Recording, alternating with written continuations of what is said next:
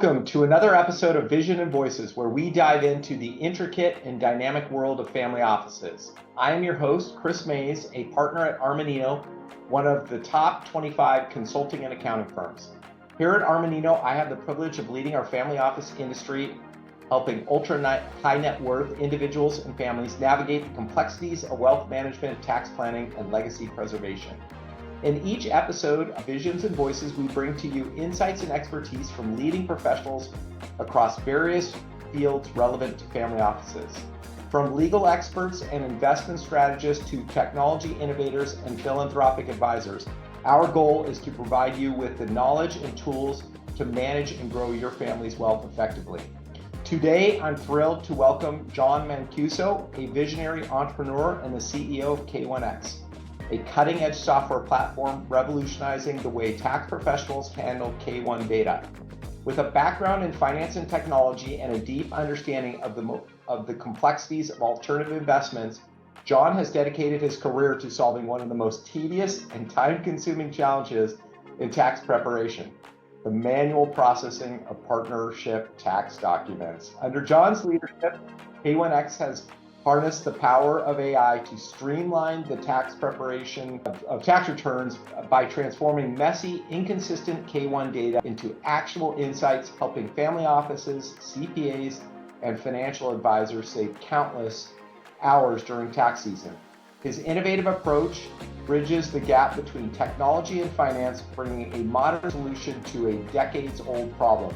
Join me as we dive into John's journey, learn more about the groundbreaking work happening at K1X, and explore how AI is transforming tax preparation for the better. John, welcome to Visions and Voices. Chris, thank you. Thank you for having me. It's a pleasure to be here. So, John, before we started recording, we talked a little bit about my goal for us at Armanino, or I should say our shared goal, which is to get to touch preparation inside of the next 3 years. And K1X is one of the platforms that we had in our own internal beta test. We ran a couple thousand returns through it, and we had some success. So hence we wanted to have you on the podcast. Well, thank you. Yeah, it's a pleasure to be here. And thank you for adopting our technology and entrusting us with your tax data. You know, this world of K1s is a real big challenge. It's nasty, right? You know, and it's massive. The IRS reported, I think in 22, that there were 45 million K1s that they received that tax year. So that means 45 million have to be created, 45 million have to be read. And it's still it's the remaining document in all of this tax work that we touch every day that's still in an analog mode. And I'm talking about paper and PDFs. So it's nasty, it's large, and it sucks. It's terrible dealing with this data. You know, the data on a K1 before I got involved with K1X, it's a foreign language to me. I don't know how many people bother reading their K1s, but it's an arduous, nasty tax document. And, you know, our associates that have to deal with it, the tax preparers, those that work with Armanino, they deserve better, right?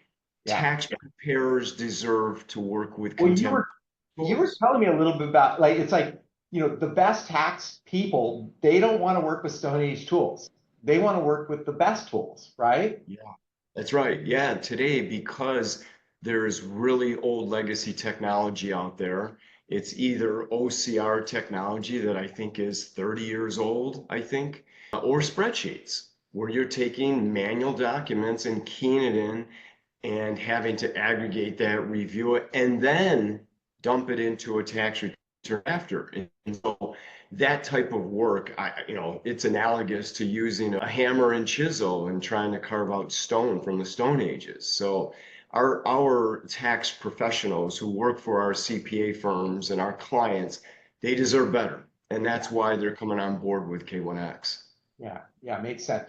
Hey, let's step back for a second. And if you could tell me a little bit about your personal journey, like what led you to K1X?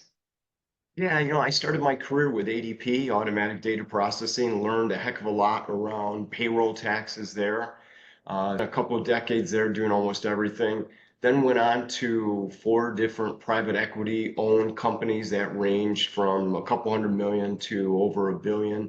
All of them were in the B2B SaaS space. So my entire life, for the most part, has been around transforming B2B software as a service companies. Spent 5 years with Cerberus Capital, which is one of the top equity firms out of New York, and spent a heck of a lot of time as a senior operating partner with them, helping to transform the C-suite and of our various portfolio companies. So I got a call from venture capital that was looking to buy a tech stack, which today is K1X, from a top 10 CPA firm. And the venture capitalist referred to me and said, "Hey, you've been doing a lot of carve out work with Cerberus Capital. Why don't you take a look at what we're planning on carving out? And if you like the idea, why don't you help us and then serve as the CEO?" So I took a look at this technology, and I met with our founder, Geraldine Hurd, and Neil Schneider, our current CTO and president. And I looked at the technology and I said, oh my God, what a fabulous idea. Automating this nasty, nasty problem using artificial intelligence. And I look forward to talking more about that. But that was my start. And that was a couple years ago. We had, a small handful of clients, slightly under 100, and we've quadrupled now. We're over 400 clients now, serving family offices, CPA firms. Top 200 CPA firms are signing up, and it's been a heck of a ride and a fun experience. Fantastic, fantastic. So what are the specific pain points and inefficiencies in dealing with K1 data? Because you mentioned OCR, and we've been able to get the 19 numbers in the faceplate, using SurePrep or one of the other prep engines for, I wouldn't say last 30 years, but certainly inside the last 15 to 20 years. That's been fairly automated. But break it down for us and tell us about the additional hassles beyond that K1X is solving. Audience will know this, but this is really a all the work that goes into capturing the data, all the work that goes into analyzing, putting the data together, batching that up, reviewing it, and then putting it into a tax return. It's really a data distribution problem. And you're right. The old legacy OCR technology of yesteryear was very effective in reading page one. But we know that there's dozens, 60, 100, the few K1s that I get, one of them is 750 pages. Fair. And so that's the nasty problem here. And so most OCR technology is really good at reading structured data. It has a really challenging time reading data. And then you take the complexity associated with the various types of tax returns that we all have to file beyond the 1040s, right? So recipients of K1s receive 1120s, 990s, 1065s, and all the various state data that goes along with all those various returns. And so our mission and our view and our vision was to be able to comprehensively read the entirety of the K1, all the footnotes, all the white pages, the state data. Now the K3, which, oh, by the way, used to be one field, right? That used to be one field, and now it's 20-something pages. And so it's taking all that data, using AI to read it accurately, timely, and then enable the tax professional to move that data into a tax return. So that's what we've mastered with our three products, which I'll get to in a few minutes. Yeah. Well, I'll tell you, for family offices, I mean, you and I, we've talked about this, but it's a particularly acute problem because, 20 years ago, a large family office might get 24 K1s, but now most family offices are getting over 100, and we have clients that get over 1,000 K1s. So, Yeah. For the folks that we focus on in this program, I mean, it's a particularly acute issue. And as you said, that like, I get pushback on the cost for preparing, or for handling a single K1. But you're right. It could be a couple hundred pages, and you have to pull all this data out there, and it's not just the 19 numbers on the faceplate. It's a lot of additional details, natural language. But look, how are you guys? Because you're one of the first SaaS plays in the accounting industry that I think really effectively uses AI. So how did you guys integrate AI into the solution, and what are your thoughts on it for the future? Yeah, great question. Let me share with you first how the artificial intelligence works with our product. Our premier product, which is used in the majority of our clients, is called K1 Aggregator. K1 Aggregator does exactly what the name says. It uses artificial intelligence to read the entirety, as I explained earlier, of the K1, K3. And so how does that work? What's the real science behind this? This technology is 10 years old. This isn't something cool that just came out a couple years ago with ChatGPT, right? This is 10-year-old, proven, hardened data science, large language machine learning. It's basically linear algebra, and it works like this. There's no to this. It's really just pattern-based linear algebra. And it works like this.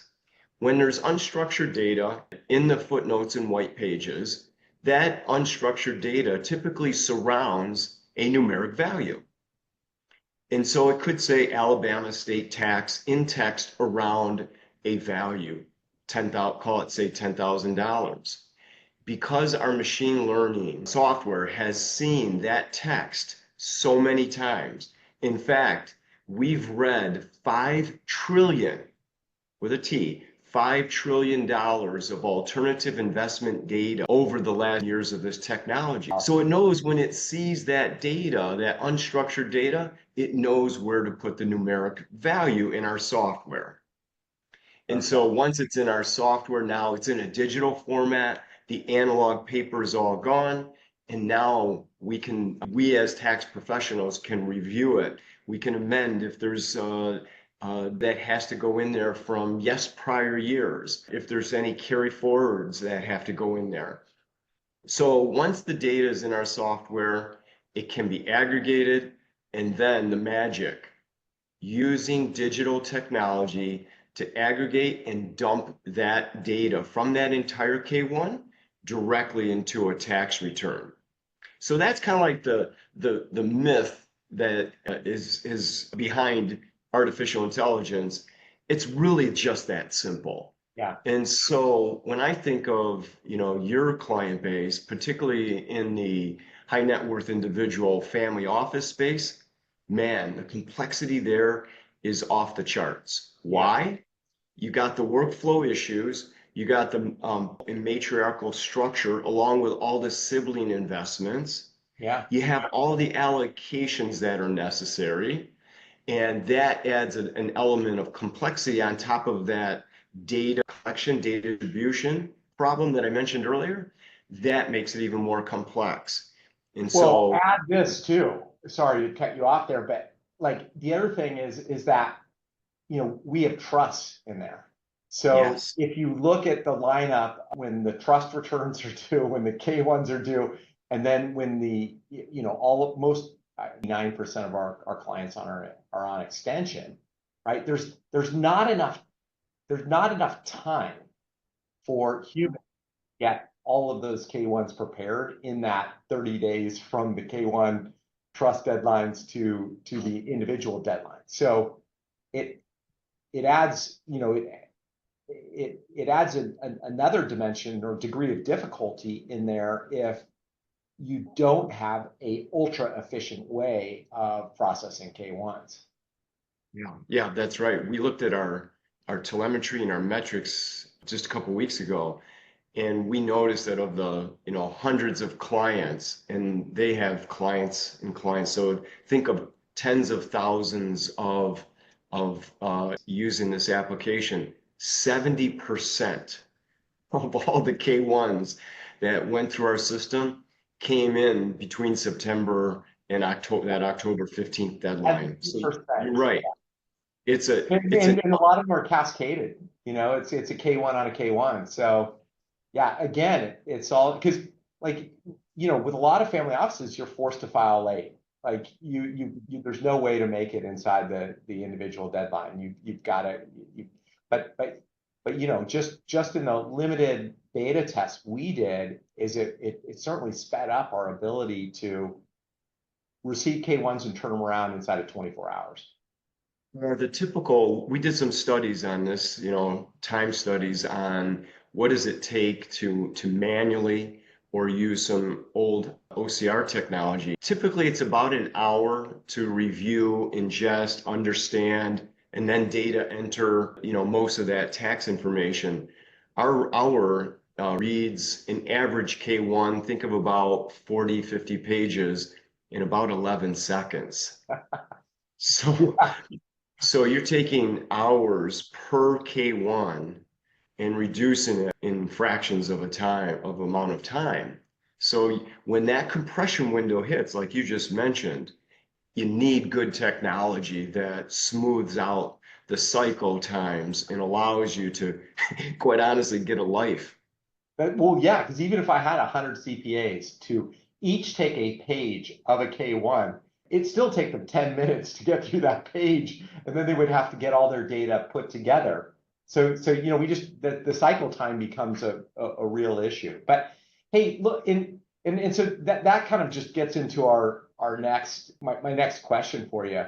So the scalability of K1X, I mean, it's like given you guys are handling more than just K1s, and so you're taking a fairly significant bite out of all of the paper that feeds into a return. What's that look like on your end, and where are you guys going with that in the future? Yeah, so today our focus is on perfecting the overall K1 reading capability. So I mentioned one aggregator. That's our flagship product that does all this time-saving work that I just mentioned. We also have a product called K1 Creator, which we're taking to the next level in 2025. K1 Creator does exactly what the name says, and that's it. It's a step-by-step solution that takes data that exists in disparate environments, such as fund administration software, investor portal, could be ERP, could be a tax software.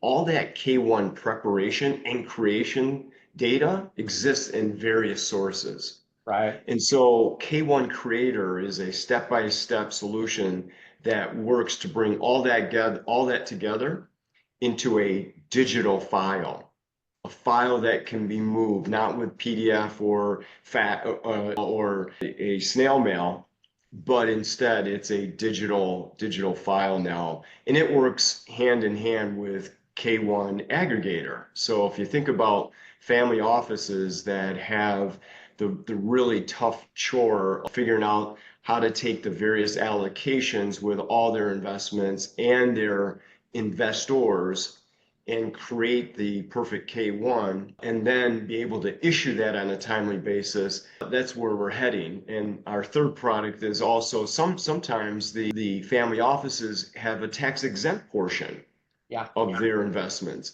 And so our last product is called 990 Tracker, and that ties together nicely for a tax exempt return, filing of the 990. Yeah.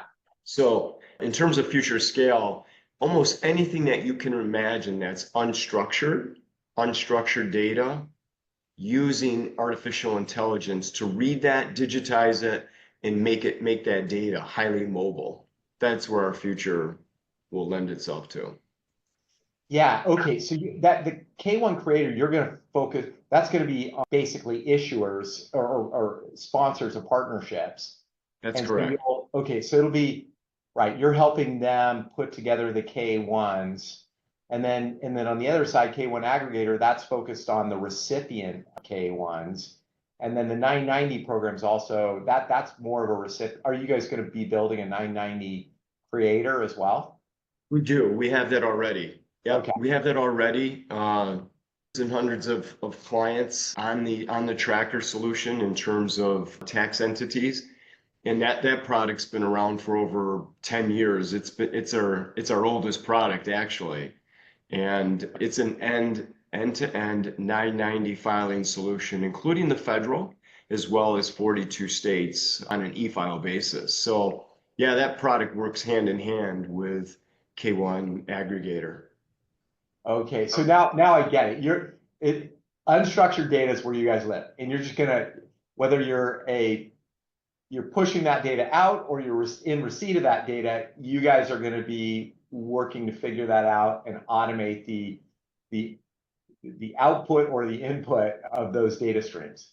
Yeah, that's a nice way of thinking about it. Anything, yeah. If you think about the data distribution problem, you have a collector and a receiver or a creator. Yes, it's the automation on all three of those components, correct? Okay. So, in this, when we did this beta, there were some limitations in terms of the data that it could capture. If you could discuss those limitations, and are those things that are going to be solved in the future? And how are you getting all of this data in order to be able to, build these models that can learn? That $1 trillion worth of alternative investment data. It's like that's not a trivial task getting access to that much data.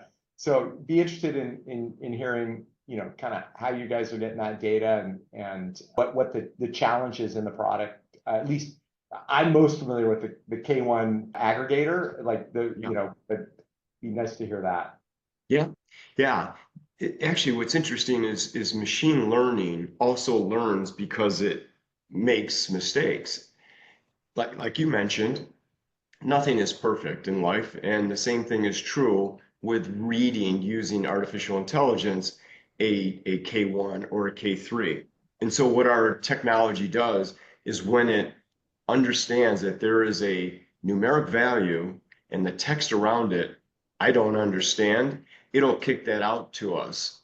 And the two big areas that we're developing right now that it's identified as a gap is UBI and Yeah. 199A. Those are the two final areas of our technology that once those two components are automated and read, we'll have almost a near perfect reading of a K1. But once you have millions of sets of data, and the AI is also learning and itself smarter. It also understands when it's not reading something, and that's how we go through our programmatic of our data science. Yeah. So it's interesting, and quite honestly, I'm not a tax professional either, but I do know this part, like a really simple K1, K1X, it can handle, and it can handle very, very quickly. So like a really simple real estate holding, you have a building and a limited partnership or any kind of pass through, that's fairly straightforward. I think the ones that we're having a little bit of challenge with are like complex hedge fund type returns where they've got a lot of different things going on inside of the hedge fund, or even private equity, and to a limited extent venture, although venture is easier. Those private assets have some, they can have a lot more complexity in terms of you know uh, domestic income, all of these different things that require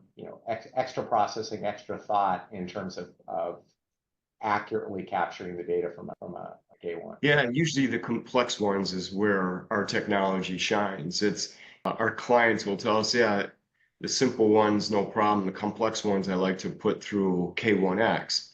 What's interesting is when data isn't read by the AI reader, our software enables the user to be able to, just as they are doing today, to enter that data into our software. So if there is a field of data that isn't read for some reason because the machine hasn't seen that data on a high volume level, our software enables the user to be able to enter the data just as they would today into a normal process. So it's not like they're losing any efficiencies.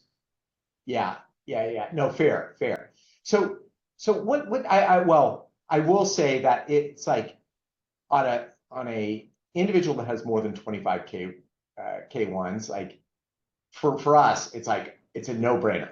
Put them on K1X. I mean, there's just no question. You know, sub 25 K1s, there is a crossover point there given our existing set of tools, but what I'm really excited about is the future. So if you could talk a little bit about where the company's going, what your expectations are for K1X, because you know we've always got to bet, right? We've got to choose, okay, what technologies do we think are going to win over the next 10 years? And we want to partner with those technologies. And right now, that's what we think about K1X. It's likely to win in the next 10 years. And so we want to be in business with you guys. But tell us what that looks like. What does the next 5 years look like? What's the next 10 years look like? And are we going to be able to achieve our goal of zero touch prep within the next 3 years? When it comes to using AI with unstructured data, the sky's the limit for us. As we think about the archaic and legacy tools that are out there today that are very, very prohibitive in how they're reading data, yes, our roadmap will extend far beyond K1s in the future, for sure. And that will get to use your words, a touchless environment in which we're not using PDFs and sending them through email and using paper documents. So for sure, as this artificial intelligence using large language model or pattern-based algebra becomes a lot more defined with other tax documents, the sky is really the limit for what K1X can read and automate and digitize for our clients. The other advantage of where we're going in the future regarding all this data is once this data is in the hands of the Armanino tax professional, just imagine how the tax professional can now start thinking about and start serving their clients with better tax advice. Yeah. You Your can't. family office clients and non-family office clients do not want to pay more tax. I can assure you that. In their lifetimes, bar none, between estate tax, income tax, property tax, sales tax. You're gonna pay more. Our clients pay more in tax than any other single expense. Yeah. So if you can imagine a data set that allows you and your Armanino associates to be able to take the data that is coming from their alternative investments and provide better tax advice so that they pay less tax in the future, particularly around, state tax as well as international tax logic. Wow, that's the data set and the set of tools we'll be arming the Armanino team and your clients with in the future to pay less tax. Yeah, no, that makes imminent sense because you're 100% right. A tax professional that's down in the forest, chopping down trees, trying to get to a filing deadline, and with sub-optimized by the wrong set of tools, cannot zoom out from 30,000 feet and say, hey, strategically, this is what we should be thinking about. This is what we should be doing. And I've always maintained, or at least over the last 6 or 7 years, that the cost of compliance will go to zero. It's certainly inside of my lifetime because machines are going to be able to do it, and the cost of intelligence is going to go to zero. And in the LLMs, you can already see that tendency. So, the value for us at least is going to be in the strategic tactical advice for taxpayers, and we're going to have to get out of the mindset of getting paid for compliance. Yeah, sure. And that's what your clients want from you, right? And they Yeah. really want that advice of how to pay less tax in the future. Hey, so I know we have a fixed timeline here, so I'm just gonna fast forward ahead a little bit, and if you could talk a little bit about the user experience, and I mean, I've given some of my reviews on it, but what more generally, what has been the feedback from the first adopters of K1X as well as the 9090 product as well, and are Yeah. there common user challenges? I mean, what are the things that people are going, wow, this is so much better? Truly, the wow factor is the tons and tons of hours that they save in not having to do this manual work associated with paper documents. That's really the wow factor. That's number one. Number two, what they also love is how the products integrate into tax returns. Because once you aggregate all the K1s together, the big nasty workload of a step that most tax preparers have today without using our software is to put all that data into the right fields inside the tax return. That's another big step in this whole data distribution problem. And so the other big wow factor that our clients really love is that once the data is in our software and it can be reviewed and signed off, the next step is to move it into, either a Thomson Reuters or a Wolters Kluwer CCH tax preparation software. And our technology does that extremely well. We have digital APIs that have been built for both of those softwares that enable the aggregated K1 data inside of the K1X product to be moved directly into the proper fields inside the tax return on a digital automatic basis. That's the second big wow factor. And then the third one is all the reporting that they get out of our software. To be able to flag and review every step of the tax preparation process. We have really cool packaged data on a federal, state, and a foreign level that allows for packets to be reviewed on a chunk basis and then manipulated if necessary before it goes into the tax. So the reporting in our software, because our software is built by tax professionals, there weren't a bunch of technologists that got together and said, hey, how do we build something better for this ugly situation? Our software is built by tax professionals that have decades of experience in alternative tax reporting. And so the feedback that we've been getting from our clients is, wow, you're saving me countless hours. Man, does this technology really allow me to collaborate with my tax professional in a level that I've never been able to do so in the past. So those are some of the big wows that we get. The other area is in how nice the software is to implement. Sometimes when you get new technology, it takes an organization to its knees. Fair. And you probably experience that, wow, because this software is built by tax professionals. Yeah, it's pretty It's intuitive. organized and sequenced in a way that the new user can adopt it immediately.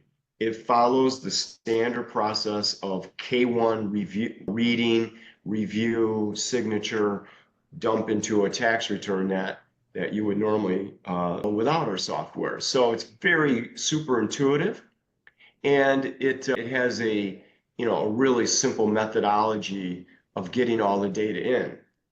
How do you do that? Well, we take prior year K1s and we use our reader to load all the data from yesteryear so that you can start working on this year's K1s almost instantaneously, because we've read and built all that information for you. Yeah, I mean that Experience is very high.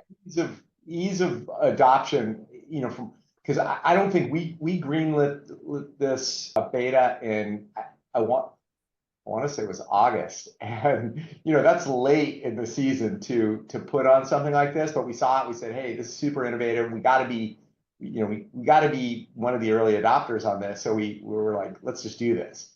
And I think we had 25 or 30 tax professionals as part of the beta, and they, like just as you said, they didn't have to go back and relearn how to use some technology in order to be able to make the system operational, have it contribute to, this year, or 2023, but filed in 2024's returns. They were able to, basically over the course of 2 weeks, learn how to use the software and have it be helpful to them late in season when they're, we were already into our busy season, workloads are already pretty high. So yeah, very impressed with the ease of adoption here. So look, we're almost out of time here, but what are some of the other things that you're excited about for K1X and the future of AI and tax automation? Yeah, so similar to what we've mentioned is when you think about all the areas in accounting, not just tax preparation, but when you think about financial statement preparation, I mean, you guys ever that would be pretty cool too. Yeah, and I like to think of AI this way. It's whatever you look at when you look at the data and whatever you can imagine. The world of AI that's evolving before us today almost gives you the art of the possible instantaneously. Like you said, a financial statement, could that be created in the future using AI? Why not? Why not? I think it's certainly possible. If you think about all the things that are done manually today in most tax prep environments, and you mentioned it, getting to a touchless environment. You at Armanino, you've looked at all the ways in which it's not fun to handle this data. And so when we think about the world of using artificial intelligence to read unstructured data and what's possible, boy, the sky's the limit. And there's many functional areas within accounting, within tax preparation, within audit in the future that we believe there's a heck of a lot of runway for us, and we're excited about it. Yeah, I mean audit for sure, and I think it's like interesting because like 1099s, we automated 1099s almost a decade ago, right? I mean it was fairly easy, even with the early rudimentary RPA, OCR, because the numbers, the boxes on the IRS form, it's all fixed, right? It's positional encoding of numbers, and there wasn't anything that modified the return beyond the faceplate, which not true for a K1, right? K1's always been the Everest of like, forms that you have to incorporate in an return. But I think that makes a lot of sense. Like audit, that there's a lot of natural language processing that currently we use humans to do in order to be able to ensure that a number is properly recorded in a financial statement, so I could see that as a real opportunity for you guys as well. Anyways, hey, John, super great to get you on Visions and Voices, and we really appreciate the and collaboration in our beta, and we're looking forward to moving forward for 2024 tax year again with K1X. So thank you again. Appreciate it. Thank you for having me. Thank you for your trust in K1X to be able to help you to get into the real digital realm here when it comes to K1. So it's been a pleasure, Chris. Thank you so much.